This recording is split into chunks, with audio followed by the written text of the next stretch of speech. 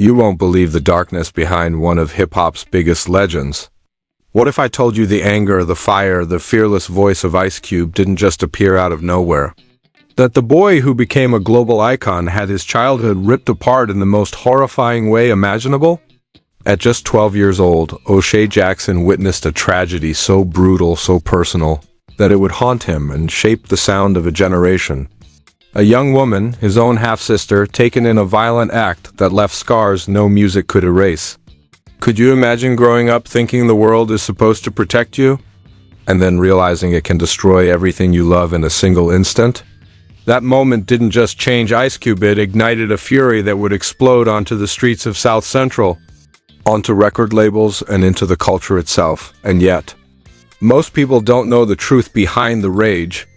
The real reason he became the man who challenged police, fought injustice, and built an empire from grief. Today, we're peeling back the curtain, uncovering the shocking story of loss, betrayal, and survival that the mainstream media barely whispers about.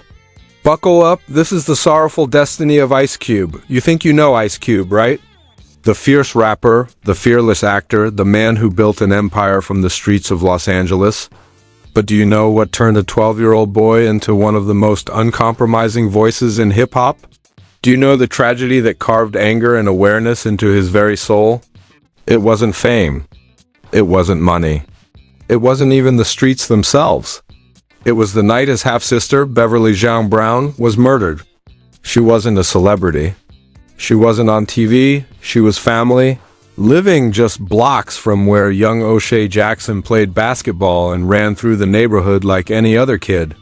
And yet, in one violent act, her life and his childhood was stolen. Beverly was 22 years old, married to a man named Carl Clifford Brown, a 27-year-old with dreams of authority, of being a police officer.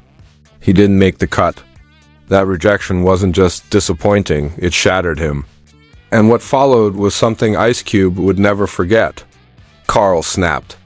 During a domestic argument, he held Beverly hostage, barricaded their home, and when the authorities arrived, he shot her. She was gone. 1 month later, he would take his own life. The couple left behind a toddler, only 8 months old. For a 12-year-old boy who had once believed in safety, in order, in family, the world became unrecognizable overnight. O'Shea has spoken about that day, about how it burned into him a distrust for those who crave power, particularly the police. The man who killed his sister had obsessed over badges and authority, and when he was denied, he exploded in the most devastating way possible. That moment, Ice Cube has said, made him understand a truth most people don't learn until much later. Your life can be taken at any second, for reasons that make no sense by someone you know. Someone who should protect instead of destroy. The violence wasn't abstract. It wasn't statistics on the nightly news. It was his own blood. It was his own neighborhood. It was real. Before that night, South Central Los Angeles was a world of contradictions. It was vibrant, full of families and children running through the streets, of block parties and water balloon fights, of the ordinary joys of childhood. Ice Cube remembers it not just as a place of danger, but a place of community. Families were strong, neighbors looked out for one another, children had space to play. But the shadow of violence was always there. Shootings were already common. Sirens were part of the soundtrack. The law was not a protector. It was an occupier. And then, Beverly's death revealed the darkest truth. Even the people you trust most can become the instruments of unimaginable tragedy. His parents, Doris and Hosea, recognized the fragility of their son's world. They were determined to give him more than what the streets offered. Hosea, influenced by his Black Panther roots, instilled discipline and awareness. Doris, working tirelessly as a hospital employee, ensured her children had structure and safety. They made the bold choice to send Ice Cube to a suburban high school in the San Fernando Valley, miles away from the chaos of South Central. Every day, O'Shea boarded the bus and traversed two worlds, one of opportunity and safety, one of neglect and danger. That contrast shaped his mind. That contrast gave him perspective. That contrast fueled his art. On the bus rides to the valley, Ice Cube began filling notebooks with rhymes, observations, and reflections. The disparity between neighborhoods was impossible to ignore. He saw why some children had opportunities others could only dream of, why some schools were thriving while his home schools struggled, and why the system seemed indifferent to people who looked like him. By the time he was 14, he was performing in school, taking what he had seen and experienced and turning it into words that carried weight far beyond his age. This was not just teenage rebellion. This was preparation for a revolution in hip-hop. Ice Cube's talent for articulation was evident early. He won art awards, delivered speeches, and wrote compulsively. The trauma of losing Beverly, combined with the daily awareness of systemic inequality, created a unique lens through which he viewed the world. His voice would become sharp, incisive, and fearless. Every verse, every rhyme, every observation came from a place of survival and truth.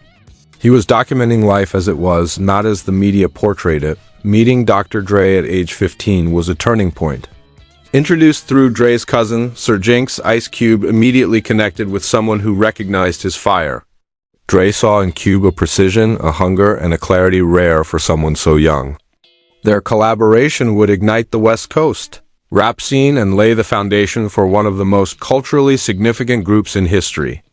Eazy-E, MC Ren, and DJ Yellow would join forces, but Ice Cube's words would define the voice of the group. His experiences, anger, and perspective became NWS weapon.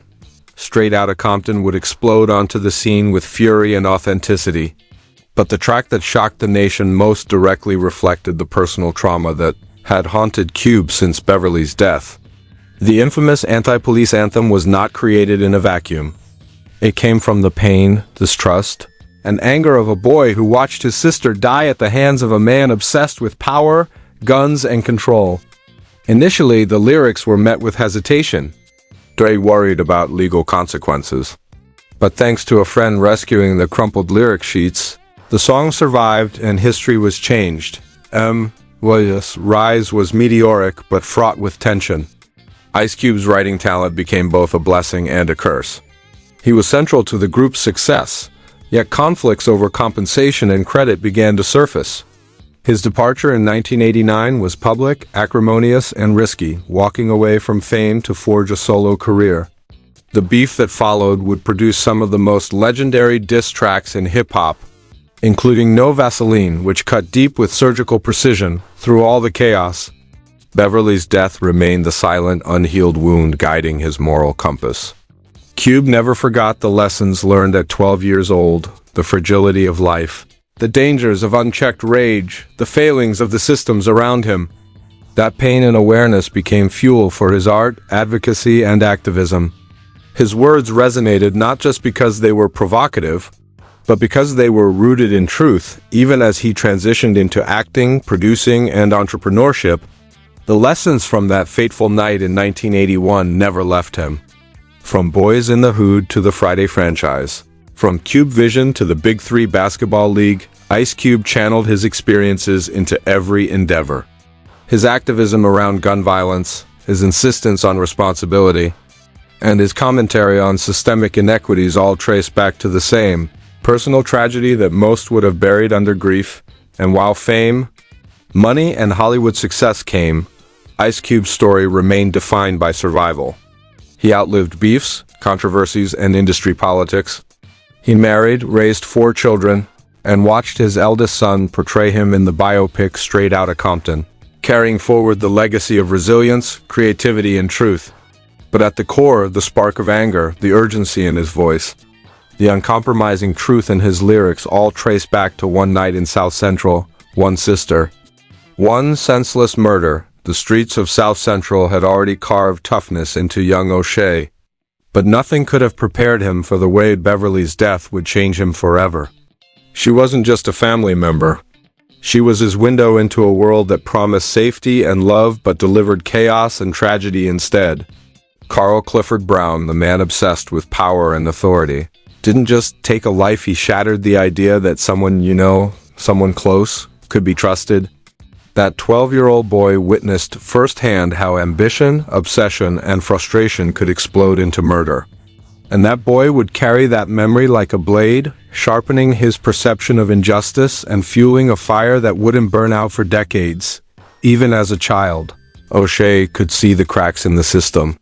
The police weren't protectors, they were enforcers, occupying a space that didn't belong to them, wielding authority with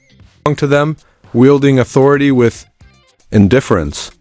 The death of his sister didn't happen in some far-off city or behind a sanitized news report. It happened on his block, in the very neighborhood he had grown up in. That proximity made it impossible to ignore, impossible to rationalize. The trauma was intimate, personal, and brutal. It was a lesson he would never forget. Life is fragile, violence is random, and the structures meant to protect can fail spectacularly. His parents understood the stakes. Doris and Hosea went to extraordinary lengths to give him a chance at a better life. Sending him to the San Fernando Valley for high school was more than a decision, it was a lifeline. Every day, Ice Cube rode that bus, moving between two realities, one of manicured lawns, safety, and resources. The other of gunshots, fear, and systemic neglect. That contrast wasn't just shocking, it was education. It taught him about inequality, privilege, and the invisible chains holding communities like South Central down. He saw firsthand why some people thrived while others struggled, and why opportunities were never evenly distributed, and he processed it all through words. The bus rides became mobile studios. Notebooks filled with rhymes, reflections, and sharp observations. By the time he reached high school, Cube's writing was already powerful, raw, and unflinching. He wasn't just documenting life. He was dissecting it, analyzing the root causes of injustice and violence.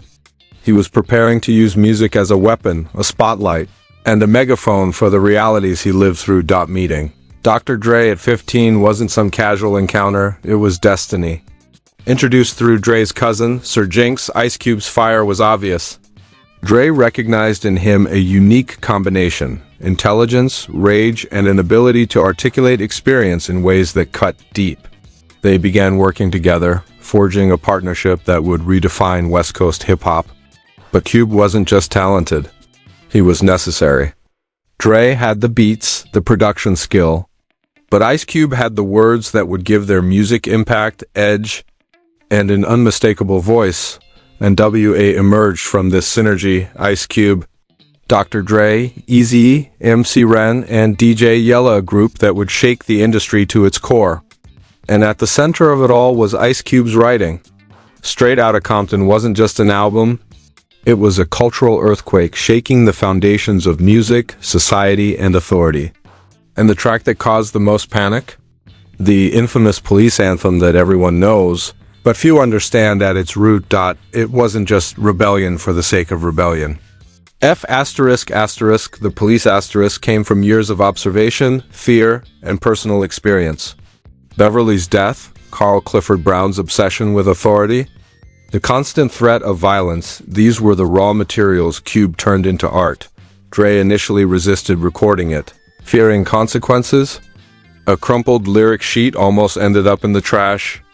But history has a way of intervening. A friend rescued the sheet and the words survived. The song exploded, banned on radio, scrutinized by the FBI, but unstoppable in influence. It was the first time Ice Cube transformed personal tragedy into a collective voice for outrage, anger, and protest, but success came with its own storms. Despite writing the majority of NWA's lyrics, Ice Cube faced disputes over payment and recognition. The tension with Eazy and manager Jerry Heller grew. By 1989, Cube made the bold decision to leave the group, a move that shocked fans and insiders alike. He risked everything to pursue a solo career, knowing the path would be fraught with retaliation. And retaliate they did. Diss tracks flew, reputations were shredded, and the feud would become one of the most intense in hip-hop history. No Vaseline, released in 1991, was Ice Cube's surgical response, laying waste to Eazy and Heller with precision and fury. But even amid this professional chaos, the personal wounds lingered. On March 26, 1995, Eazy-E passed away from AIDS-related complications. Ice Cube had begun to reconcile with his former bandmate, discussions of a possible reunion even underway. But the final conversation never happened. The chance to rebuild what they had lost, to continue the legacy, vanished. Beverly's death had been personal. Easy's passing was another wound inflicted by forces beyond control, reinforcing a lesson Ice Cube knew too well: life is fleeting, and the people who matter most can disappear in an instant. Through all of this, the shadow of Beverly remained. Her absence shaped his perspective on gun violence, on authority, and on systemic neglect. Ice Cube has been unflinching in interviews. America's obsession with firearms is dangerous, and he has seen it destroy lives. He doesn't preach bans because he understands the necessity of protection in neighborhoods like the one he grew up in. But he demands responsibility, regulation, and awareness policies and action that could have prevented the tragedy that stole his sister. Every public statement, every lyric about violence traces back to that night in 1981 when a 12-year-old boy lost his family and his innocence, and yet Ice Cube survived. He didn't succumb to bitterness, addiction, or despair, the fate that claimed so many from his generation. Instead, he channeled grief into a career that spans music, film, television, and entrepreneurship. He released solo albums like America's Most Wanted and Death Certificate, proving his voice could dominate without the group. He acted in Boys and the Hood, bringing authenticity to a role that reflected his lived experience. He created the Friday franchise, launched Cube Vision, and even co-founded the Big Three Basketball League. Through each endeavor, the lessons of his past remained front and center. Beverly's death was never forgotten. It was never silent. It was the fuel behind his art, his activism, and his unyielding pursuit of truth. From Hollywood sets to music studios, from protest stages to business meetings, the pain of 12-year-old O'Shea Jackson became the engine driving Ice Cube's relentless creativity and influence. He married Kimberly Woodruff in 1992, raised 4 children, and watched as his eldest son portrayed him in the biopic Straight Outta Compton. Yet every lyric, every interview, every demand for accountability carries the invisible imprint of Beverly. She is absent in name but present in essence. Every call for reform, every critique of violence, every declaration of responsibility traces directly back to her death, shaping not just a career, but a legacy. Ice Cube's survival isn't just personal triumph, it's a statement. He outlived beefs, controversies, and death hoaxes. He didn't become another statistic. He didn't let his sister's death define him as a victim. Instead, he turned tragedy into art, pain into purpose, and rage into a voice that challenged authority, exposed hypocrisy, and demanded attention. Beverly's murder didn't just take a life, it created a force. And that force has been shaking the world ever since. To be continued. This video will reveal how Ice Cube leveraged this relentless drive into Hollywood dominance, activism, and enduring cultural influence, and how the boy from South Central transformed tragedy into an empire that continues to shock, inspire, and provoke today. By the time Ice Cube stepped fully into adulthood, the boy from South Central had become a man shaped by tragedy, anger, and observation. Beverly's death was never just a memory, it was a lens, a filter through which he viewed every corner of life, from streets to studios, from Hollywood sets to political debates. He had survived the worst of human cruelty, and that survival became the backbone of everything he built. Hollywood, however, was another battlefield. Cube didn't just want to act, he wanted authenticity. When he debuted in Boys and the Hood as Doughboy in 1991, it wasn't just a performance, it was a statement.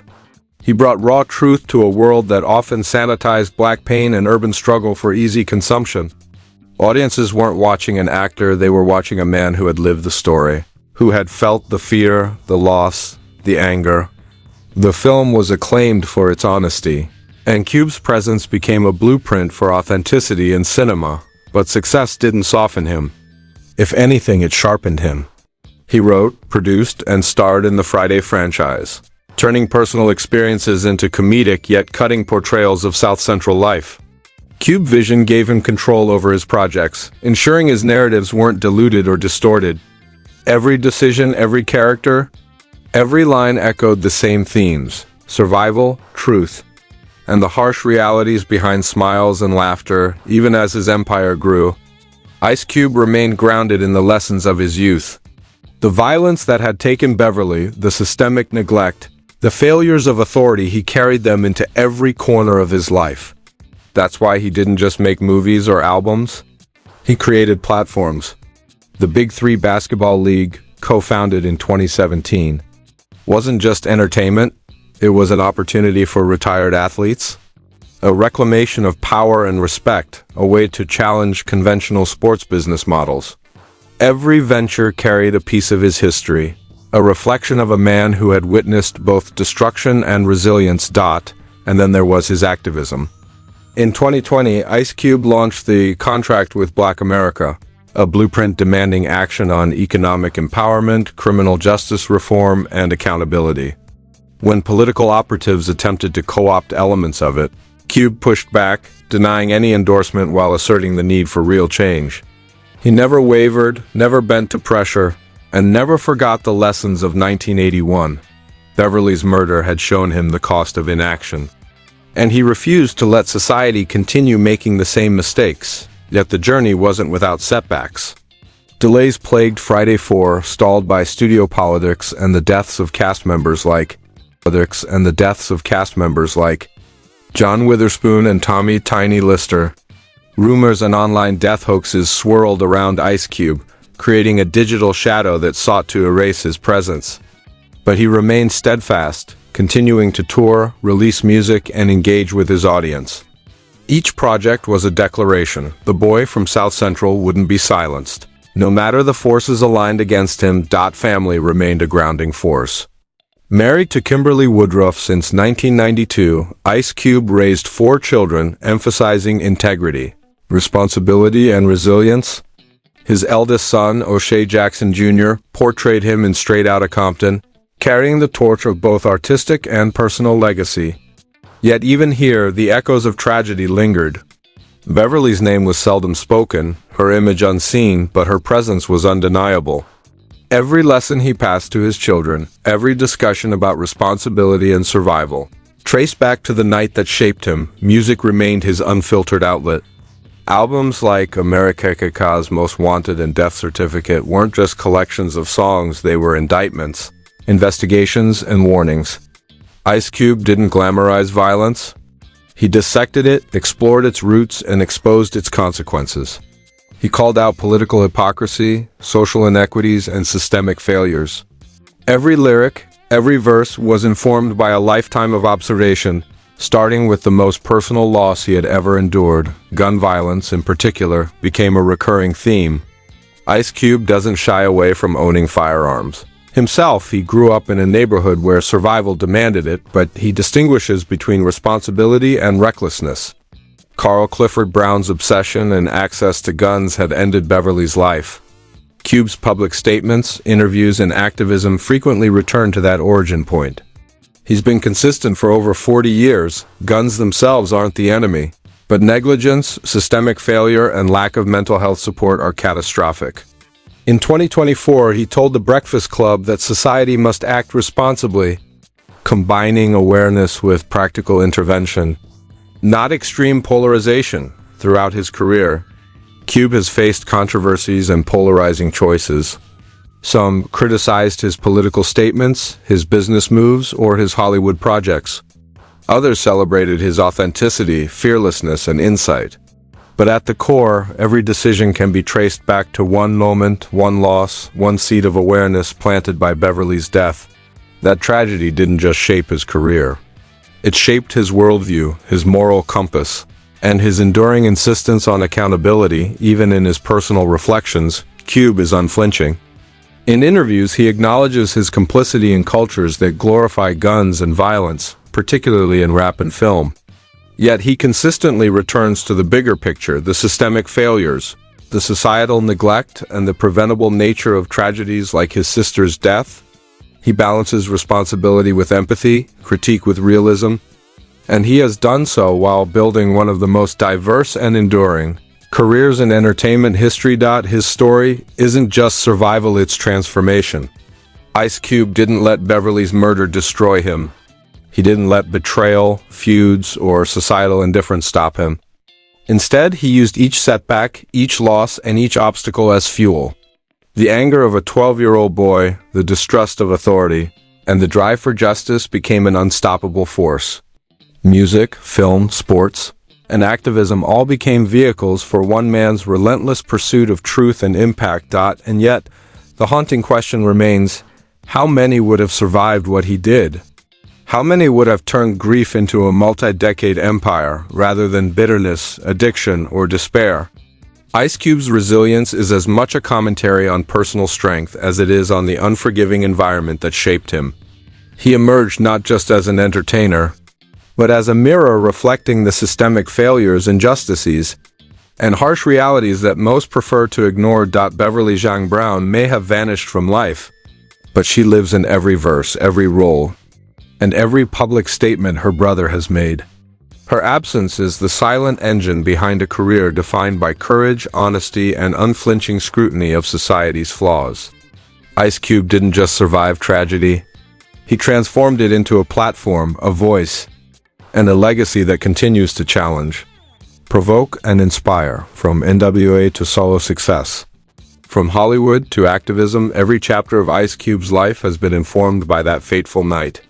His journey is a masterclass in turning pain into purpose, loss into legacy, and rage into reform.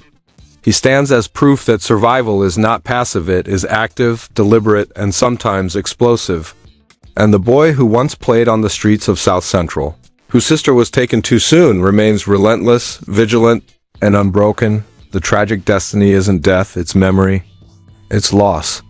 It's the unseen but ever-present force that drives a man to create, demand, and persist against all odds. Beverly's life may have ended at 22, but her impact continues through the actions, words, and unwavering purpose of Ice Cube. That boy from South Central turned heartbreak into art, trauma into commentary, and survival into empire. And the world, whether ready or not, has been forced to listen. So, what do you think? Can a single moment, one tragic, senseless loss, truly shape a person's destiny? Ice Cube's story isn't just about fame, money, or Hollywood glitz. It's about survival, rage, and turning heartbreak into a voice that refuses to be silenced. Beverly's murder left scars that never healed, yet it sparked a fire that changed music, culture, and even activism. How many of us could have survived what he survived? How many could have turned grief into an empire?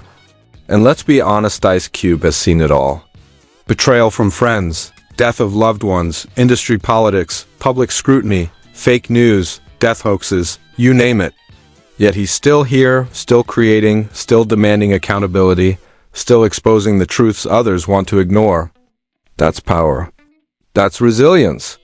That's Ice Cube. So here's the question. Do you think the world truly understands the man behind the legend? Or are we still too distracted by fame, controversy, and celebrity theatrics to see the real story? Drop your thoughts in the comments. Smash that like button if Ice Cube's survival and legacy inspire you. And don't forget to subscribe and hit the bell, because the truth, the shocking stories, and the untold histories don't wait. They're happening right now. They're happening right now.